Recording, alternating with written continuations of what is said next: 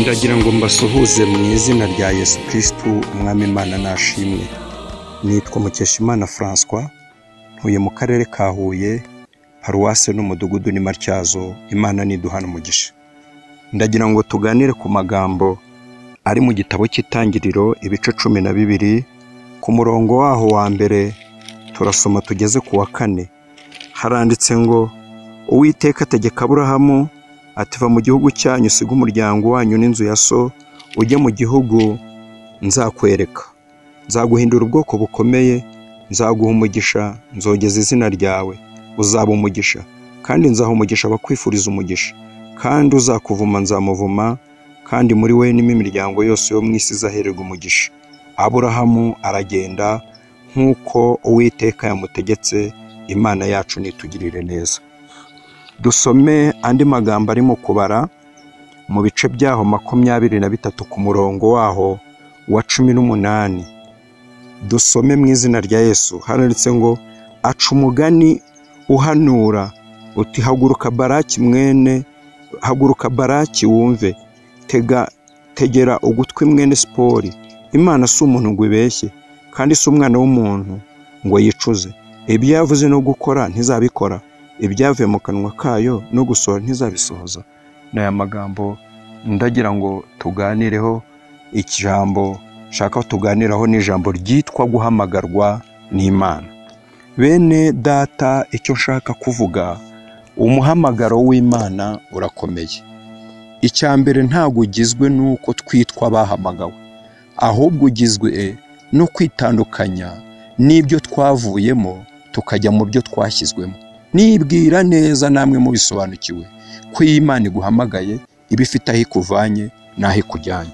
Uyu mugabo Aburahamu Imana imuhamagara yaramubwiye ngo nasiga inzu ya se, asiga igihugu cy'iwabo n'umuryango we, ajya aho Imana izamwereka.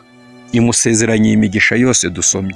Ikintu ushaka kubabwira nshuti z'Imana, niba duhamagarwa n'Imana dukwiye kubanza kumenya aho Imana ituvana naho itujyana. Nitugira iryo tandukaniro tukarimenya, tuzabasha kubona imigisha.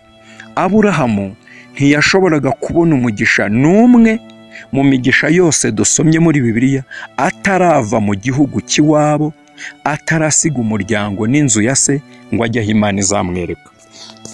Ntibyashobokaga ko yabona uwo mugisha. Hari abantu Imana ihamagara ariko ugasanga ntibatandukana n'ibyo Imana yabakuyemo. Nanze kwinjira mu bintu byinshi. Hari igihe Imana iguhamagara uba mu nzoga, ikaguhamagara iba mu businzi, ikaguhamagara uba mu busambanyi. Ahantu hose Imana izagusanga ntago ibihishimira. Bene data, nubwo haba hari mu byaha cyangwa hatari mu byaha, ariko niba Imana iguhamagaye, aho iguhamagaye ntibihishimira, aho ikujyana niho yishimira. Icya kabiri, byaba byiza uteze gukora wowe ubwawe n'amaboko yawe, n'ibyo uzagerageza wowe gukorerwa n'Imana, imigisha yose Imana yishyiraho ikujyana. Niyo wari kuzaboneraho Imana yagusanze, irayitera yose ikayishyira imbere. Imana nibaha umugisha. Reka dufate urugero rutoya kugira ngo mwumve aha hantu. Nusoma mu butumwa bwiza bwa Yohana ibice 21, uzabona abigishwa batoroka bagacika bakajya kuroba.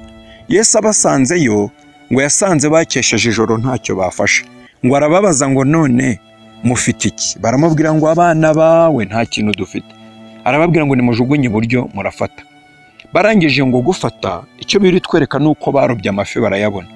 Ariko igitangaje nuko Yesu yataze ku makara, ngo ku nkombe zari zihari zitaze ku makara, arababwira ngo nimuryize. Za zindi bazanye nta n'uwacyuye n'imwe, ahubwo abibutse ijambo rivuga ngo ntimuzi ko nzabagira abarobyi b'abantu. Imana niduhana umugisha. Bitangaje ko bagiye kuzishaka zarahoze, kandi bagiye aho bari basanzwe baza aho ziba, kuko aba bahungu kuzibura si uko zitari zihari. Icya kabiri, si uko barabaswa mu kuroba, bari abahanga, bari bafite experience. Niho Yesu yari yarabasanze, ariko kuko yahabakuye nta si nimwe bagombaga kuhabona. Niyo mpamvu aje yaziberetse, ariko arangije abahizi itari hahandi, izitari za zindi barobye. Ndashaka kubabwira iki? Munyumva ahantu. Haleluya. Iyo Imana iguhamagaye, aho ikujyana niho irundi byawe byose uzakenera, n'ibyo uzagerageza gukora ibiha umugisha. n'ibyo uteganya kubona irabiguha, iravuga ngo nzaguha umugisha kandi amaboko yawe biva mu maboko yawe nzabiha umugisha utagabanije. Ndashaka kubabwira ko niba Imana iduhamagara aho ituvana nubwo haba hari mu byaha, nubwo twabaga tuhiriwe, hari igihe umuntu Imana imuhamagara banga ngo nacuruzaga nkunguka. Iyo Imana iguhamagaye aho igukuye n'aho ikujyanye hari itandukaniro. Icya mbere ni uko ihagukuye ibihanga, icya kabiri ni uko ihagukuye ukahagaruka, na bike wahabonaga utabihasanga. Imana nishimwe cyane.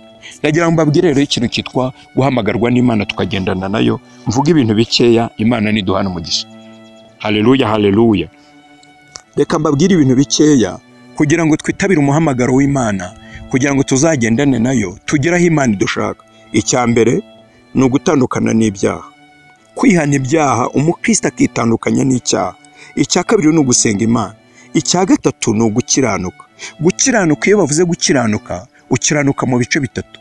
Ukiranuka mu byo uvuga, ugakiranuka mu byo ukora, ugakiranuka mu byo utekereza. Kuko impamvu burya ibitekerezo nibyo bitera imikorere. Umuntu wese wakiranutse mu bitekerezo akiranuka no mu mikorere. Icya kane, kwizera Imana. Iyo umuntu yizeye Imana aba akomeye.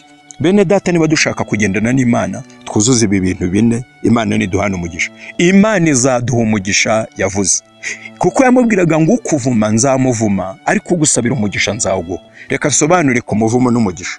Umuvumo ni iki? Shaka kubabwira ibintu bikeya, Imana niduhana umugisha.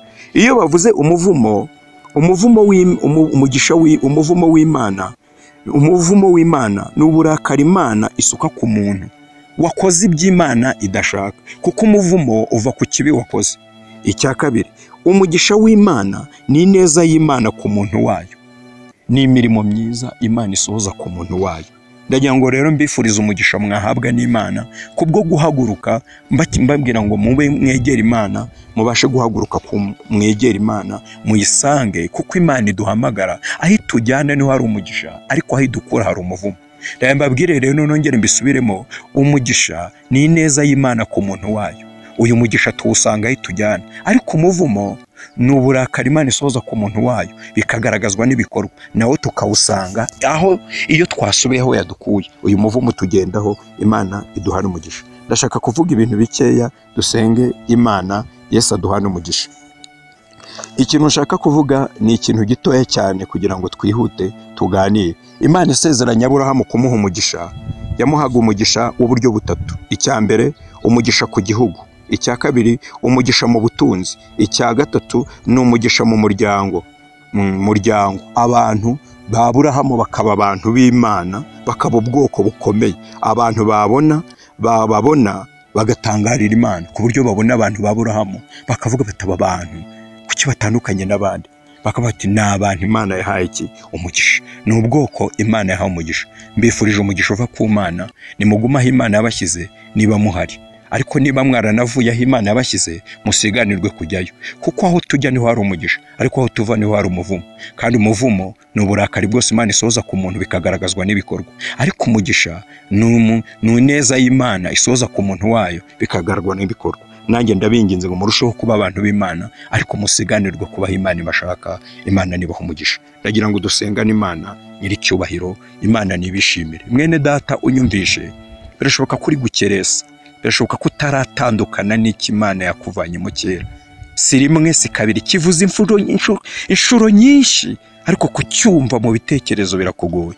Uyu mwanya ukimara kumva ijambo, ongera wibuke. Bibiliya iravuga ngo ibyahishuwe ngo mu bice bitatu, iravuga ngo ibuka aho wavuye ukagwa, wongere wihane, kora imirimo nk'iya mbere. Nuko nubikora nanjye ndakugira neza, ariko nutabikora nzaza nk'umujura nkuri igitereko kitabaza hacyo. Birashoboka ko umaze igihe mwene data utibuka ko hari aho Imana ikuvana, hari naho ikujyana, warabyibagiwe.